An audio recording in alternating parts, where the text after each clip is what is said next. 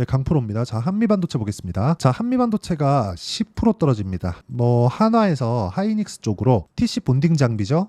지금 한미반도체가 독점하고 있는 이 부분을 하이닉스에서 테스트하고 있습니다. 자, 그러면서 독점적인 지위를 가지고 있던 한미반도체에 대한 좀 그런 부분이 좀 희석되고 있는 그런 부분이 지금 반영되고 있는 과정이라고 보시면 됩니다. 자, 근데 제가 계속해서 말씀드려요. 정배열 구간에서 급락이 나오는 상황은 없다. 그렇죠? 추세 이탈하는 그런 상황은 없습니다. 여기서 정배열 구간을 전환시키는 과정이 필요하고 이 정배열 구간에서 떨어지는 상황이 있잖아요. 그 떨어지는 상황에서는 우리가 확인하고 매수할 수 있는 타점을 기다려야 됩니다. 그리고 이 내용에 대해서 어떤 내용이 나왔는지 그 내용부터 한번 볼게요. 한화, 하이닉스의 TC 본딩 장비 공급, 한미반도체 13% 급락. 그쵸? 이렇게 나왔는데, 자, 내용 보시면 한미반도체의 주가가 장중 13% 급락했다.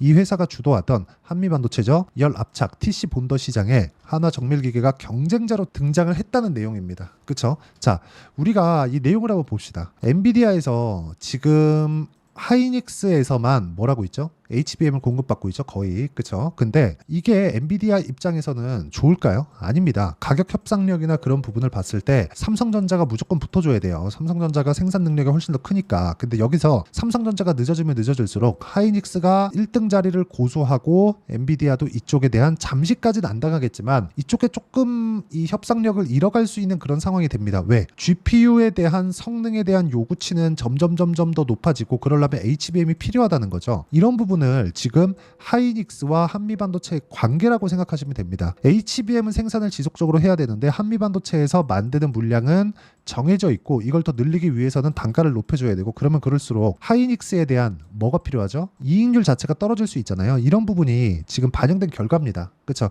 이거는 한 번은 이 넘고 가야 될 그런 문제입니다. 독보적인 기술력이 있다 이것보다 더 중요한 게 그렇죠? 하이닉스 측에서 이런 내용 자체를 그렇게 달가워하지 않는다는 거죠. 그렇죠? 이거는 어쩔 수 없는 그 내용이라고 보시면 돼요. 근데 제가 말씀드리고자 하는 건 이 구간에서 우리가 봐야 되는 건 뭘까요? 정배열 구간에 있다는 겁니다. 그리고 단기 상승폭이 나옴에 따라서 여기 62평가의 이격도가 24% 정도가 벌어졌어요. 그쵸? 한 30% 가까이 벌어져 있는 그런 상태고 시가총액도 보면 지금 15조 이상이었기 때문에 그쵸? 어느 정도 수준의 조정은 받아야 되는 그런 상황이 있었습니다. 이 구간에서 우리가 봐야 되는 내용은 이격도를 어느 정도까지 조절을 해 갈 것인지 그 내용에 대해서 판단을 해야 되고요. 이 내용에 대한 부분을 우리가 체크하고 이해하기 위해서는 다른 종목에 대한 상황 그리고 다른 반도체 종목군들에 대한 상황을 어떤 식으로 돌아가는지를 한번 체크를 해봐야 됩니다. 이 내용부터 한번 보셔야 되는데 한미반도체가 올라가는 과정마다 뭘 만들었죠? 신고가 구간을 만들었습니다. 이쪽에서는 뭐였죠? 계속해서 무조건 정배열 구간을 유지를 했었다는 부분이 있습니다. 그쵸? 자, 그렇다는 건 하방 경직성은 어디서 발생할 수 있죠? 22평과 62평입니다. 근데 오늘 하락한 지금 가격대가 어느 정도까지 해서 수렴해 있죠?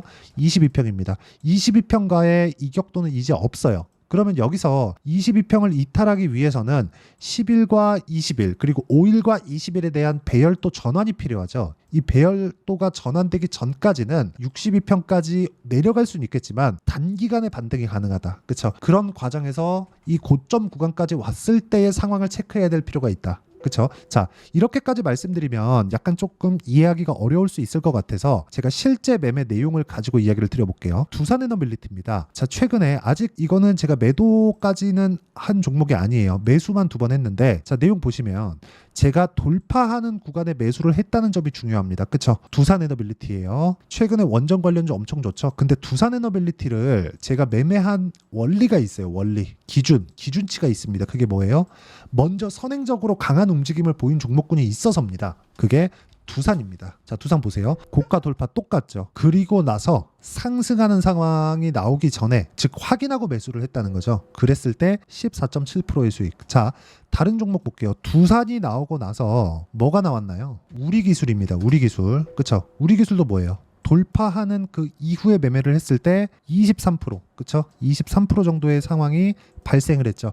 이런 부분을 지속적으로 공략할 수 있어야 돼요. 이런 부분이 완성이 되잖아요. 그러면 자람 테크놀로지처럼 이런 정도의 상황을 만들어갈 수 있습니다. 3거래일 동안 75%. 한미반도체 같은 경우도 마찬가지라는 거죠. 한미반도체를 토대로 움직이고 있는 종목군들이 있어요. 예를 들어서 DI, 자 보세요. DI 보세요. 어때요? 26%, 22%, 그쵸? 그리고 YC 오늘 매도했는데 자 내용 보세요. 8% 수익, 17% 수익, 그쵸? 20% 수익 계속해서 수익을 내고 있죠. 어디서? 고가 돌파 구간에서. 아직까지 한미반도체에 대한 상황은 전혀 걱정할 필요가 없다는 겁니다. 근데 무조건 우리가 싸게 살라고 노력을 하면 한미반도체 같은 종목군들을 애초에 매매하지 못했겠지만 한미반도체는 지금 비싸게 사신 분들도 있을 겁니다. 그런 분들은 지금 약간 좀 걱정이 되실 수도 있는데 다시 말씀드리지만 걱정하실 필요 없고 가장 중요한 건 가격에 대한 위치가 어느 정도까지인지를 파악하는 게 중요하고요. 이런 부분을 파악했을 때 이런 정도의 매매가 가능하다는 점을 이해를 하셔야 되고 이러려면 이격도에 대한 판단이 필요하다. 그래서 제가 실제 제 매매 내역을 보여드린 겁니다. 자, 그리고 여기 오늘 같은 경우에도 그래요. 아까 전에 YC 보여드렸죠? 오늘 매수하고 오늘 매도했습니다. 그리고 FST 같은 경우에도 보세요. FST. 자, 내용 보시면 돌파하는 구간의 매매를 꾸준하게 이어왔고 오늘도 매수를 다시 잡았습니다. 여기 수익도 보고 손절도 하고 다시 수익도 보는 과정이 있었지만 오늘 내가 판 것보다 수익을 본 가격대보다 더 올라왔는데도 불구하고 오늘 물량을 추가적으로 잡았다는 점. 이 부분이 중요합니다. 그리고 이 내용에 대한 부분은요. 제가 소통방에서 누구나 다 할 수 있게 같이 공부해가는 상황을 만들어 갑니다. 이거는 그냥 공부에 대한 자료라고 생각하시면 되고 입장해서 배우세요. 무조건 한미반도체를 포함해서 여기 소통방에서 관련돼 있는 고가 돌파 종목군에 대한 해부를 제가 하나씩 해드리도록 하겠습니다.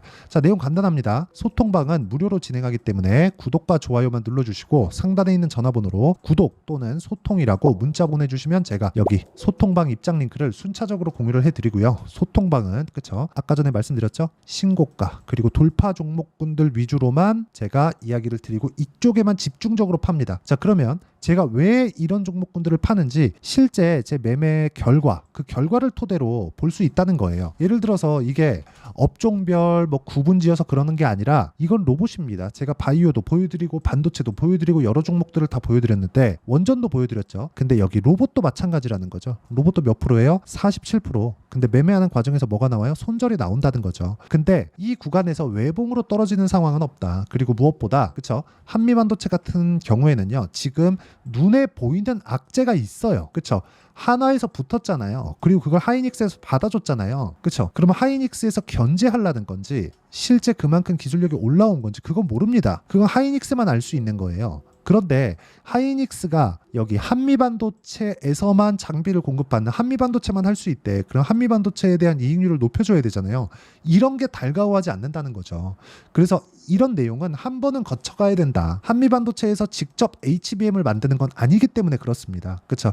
이 단계는 어쩔 수 없이 거쳐가야 되는 과정에서 나오는 악재였었고 그게 조금 더 빨리 나왔다고 생각하시면 됩니다. 그런데 지금은 그렇죠? 전혀 매도 구간이 아니고요. 왜 그런지는 아까 전에 말씀드렸죠? 소통방에서 이야기를 드린 내용 그리고 실제 제 매매 내역을 통해서 이야기를 다 드렸습니다. 와서 배우시면 되고요. 상단에 있는 전화번호로 구독 또는 소통이라고 문자 보내주시면 제가 여기 소통방 입장 링크를 순차적으로 공유를 해드리도록 하겠습니다. 자, 그러면 제가 한미반도체를 포함해서 그쵸? 왜 돌파 종목을 하는지 그리고 이렇게 계속해서 이야기를 드리잖아요. 뭐 태성이나 그런 종목들 봐도 마찬가지입니다. 자, 내용 보세요. 오늘도 5% 상승해요. 오늘 시장이 좋다고 보시는 분들이 있을 것 같은데 개별주들은 그렇게 좋은 편이 아닙니다.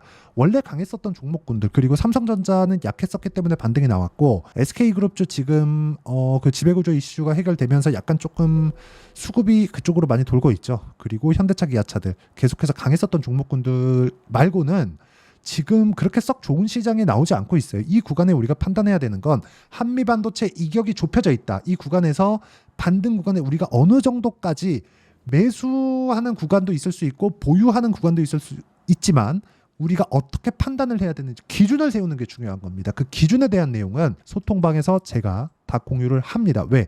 이게 지금 이야기를 드릴 수도 있지만 실시간 내용이 필요하기 때문에 그렇고요. 이 내용에 대한 원리가 있겠죠. 그 원리는 여기 한미반도체의 단기 보유 전략으로 내용 준비를 해놨습니다. 단기는 제가 뭐라 그랬죠? 단기는요 2주입니다. 2주. 그리고 아까 전에 제가 매매 내역을 토대로 이야기를 드렸죠.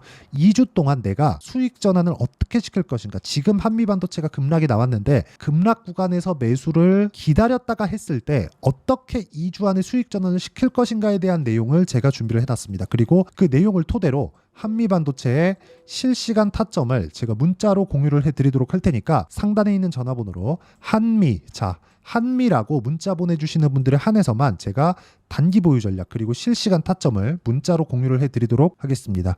자, 내용 정리하면 그렇습니다. 한미반도체는 고가 돌파 종목입니다. 거기서 악재가 하나 나왔어요. 근데 그게 하이닉스에서 원하던 거였습니다. 거쳐가야 됐었다는 거죠. 그 거쳐가는 과정에서 한미반도체의 주가는 흔들릴 수 있지만 그 기준치, 즉 이격을 좁혀야 되는 상황이기도 했다. 기술적인 내용과 그리고 뭐 실적이나 뭐 밸류에이션이나 뭐 그런 기본적인 내용들 있죠. 그 기본적인 내용은 하나로 맞춰진다는 게 이런 내용 때문에 그렇습니다. 어차피 이격을 조절해야 되는 과정에서 그쵸? 이격을 빠르게 좁힐 수 있는 그런 상황이 나왔고 여기서 바로 매수하기보다는 우리가 가격에 대한 이해를 하면서 매수를 이어가자. 왜? HBM 시장 규모는 올해 2.5배 이상 커지니까 그게 엔비디아 로드맵상에 나와 있습니다. 이건 어쩔 수 없이 가야 되는 길이에요. 그쵸? 자, 그러면 그 과정을 어떻게 우리가 판단하고 봐야 되는지를 제가 다 이해를 시켜드리도록 할 테니까 영상 끝까지 시청하시고요. 모든 분들이 성공 투자하셨으면 참 좋겠습니다. 자, 24년도가 돼도 여전히 시장은 녹록지 못합니다. 이런 상황이 벌어지는 건 어쩔 수 없습니다. 이런 상황에서도 수익이 나는 종목들의 구조는 변하지 않습니다. 즉 대시세 종목에 대한 구조는 변하지 않는다는 거고 실제 제가 소통방에서 지속적으로 이야기를 드리고 있는 내용도 대시세 종목이나 시장 주도주를 공략하는 건 철저하게 가격 분석을 하라고 이야기를 드리고 가격 분석 이후에는 이슈에 대한 파악 그리고 이슈를 파악하고 나서는 다시 내가 얼마에 매수할지 그 타점에 대한 부분을 지속적으로 언급을 하고 있습니다. 자, 근데 생각해 보세요. 시장이 굉장히 어려웠습니다. 어려운 상황에서의 어떤 종목들이 강했냐 보면 반도체와 그리고 바이오입니다. 자, 실제 여기 보면요. HLB에 제가 실제 매매한 내용을 띄워놓고 보여드리고 있는데 1월 22일부터 매매를 시작해서 4일 동안 31%의 수익 마감이 됐고요. 그리고 여전히 신고가 종목입니다. 자, 그리고 그 다음 어보브 반도체 이름을 보시다시피 반도체 종목이죠. 그리고 AI 반도체는 지속적으로 강세를 보이고 있습니다. 이 종목도 신고가를 먼저 달성한 이후에 제가 21%의 단기간에 21%의 큰 수익을 내고 마감이 됐습니다. 다시 재공략을 준비하고 있고 이런 부분은 소통방에서 다 공유를 해드립니다. 자, 그리고 코세스. 자, 코세스 같은 종목도 당연히 그쵸 신고가 종목이고요. 그리고 반도체 종목입니다. 이 종목도 영업일 기준에서 이틀 동안 대략 한 15%의 수익 마감이 됐습니다. 내용을 한번 보시면 어떻습니까? HLB를 포함해서 뭐 30%, 20%, 뭐 15% 이런 식의 수익이 지속적으로 발생하고 있는데 이 세 종목 모두 다 신고가 종목이고 1월 달에 시장이 약세를 보이고 있는 구간에서도 강했었던 그런 종목입니다. 특징점이 하나 있는데 그 이슈에 앞서서 가격이 먼저 반영했다는 거죠. 그렇게 제가 가격을 먼저 보고 이슈에 대해서 파악하는 이유는 결과적으로는 큰 시세를 먹기 위한 사전 준비 작업입니다. 실제로 큰 시세를 먹기 위해서 사전 준비 작업을 했을 때 여기 레인보우 로보틱스 127% 그리고 ISC 98% 그리고 한미반도체 97%의 큰 수익을 내는 상황을 만들 수 있습니다. 어떤 식으로 소통방에서 진행됐는지 그쵸? 그 상황을 제가 이야기를 드린 건데 이런 상황도요 당연히 신고가를 공략했을 때 가능한 겁니다. 자, 그러면 이번에도 마찬가지입니다. 그쵸? 정부 주도의 코리아 디스카운트 해소 방안이 2월 달에 발표를 하고요. 그리고 2월 달에 발표된 내용을 토대로 주가가 움직이는 게 아니라 이미 움직인 내용이 있죠. 실제 이 내용은 크게 중요한 게 아니라는 겁니다. 실제 움직인 내용을 보면 자, 기아차입니다. 실제로 12월 달에 신고가를 만들어 놓고 정부에서 입김을 불어 넣으니까 순식간에 기아차를 포함해서 현대차 같은 거대 기업들의 주가가 2주도 채 되지 않아서 40% 정도의 큰 시세를 냅니다. 자, 그러면 우리는 어떤 종목을 봐야 될까요? 이슈를 파악해야 되는 것도 맞지만 철저하게 가격에 맞춰서 매매를 해야 되는 게 당연히 중요합니다. 정부가 주도하는 정책 방향이 있겠죠. 그 방향에 맞춰서 우리가 종목을 찾을 필요가 있다. 자, 그러면 답이 나왔습니다. 정부가 주도하는 방향에 맞춰서 제2의 기아차를 찾는 게 지금은 중요하다. 근데 정부 정책의 방향에 맞게 가자. 그랬을 때 앞서서 제가 보여드렸었던 내용인 여기 레인보우 로보틱스 127% 그리고 ISC 98% 그리고 한미반도체 97%와 같은 수익을 낼 수 있습니다. 물론 시간에 대한 부분은 최소 2주의 시간이 필요하고요. 그리고 최장 3개월 안에 끝내야 됩니다. 자, 기아차의 시세를 보셨던 것과 같이 2월 달에 정부 정책의 방향이 결정되고요. 바로 3월 달이면 시행입니다. 자, 그러면 우리는 거기에 맞춰서 당연히 종목을 찾아야 되고 제가 제2의 기아차를 찾아놨습니다. 제가 아까 전에 소통방에서 이야기를 드렸었던 내용 다 공개를 해드렸는데 그 내용처럼 종목만 받고 싶다 하시는 분들은요. 상단에 있는 제 전화번호로 대시세, 자, 대시세라고 문자를 보내주시면 정부 정책의 방향에 맞는 종목을 모든 분들에게 무료로 공개를 해드리도록 하겠습니다. 자, 제가 원하는 건 채널 성장이 목적입니다. 자, 그래서 구독과 좋아요 꼭 좀 부탁드리고요. 모든 분들이 정부 정책에 맞는 방향으로 매매를 이어가서 큰 수익 보셨으면 좋겠습니다.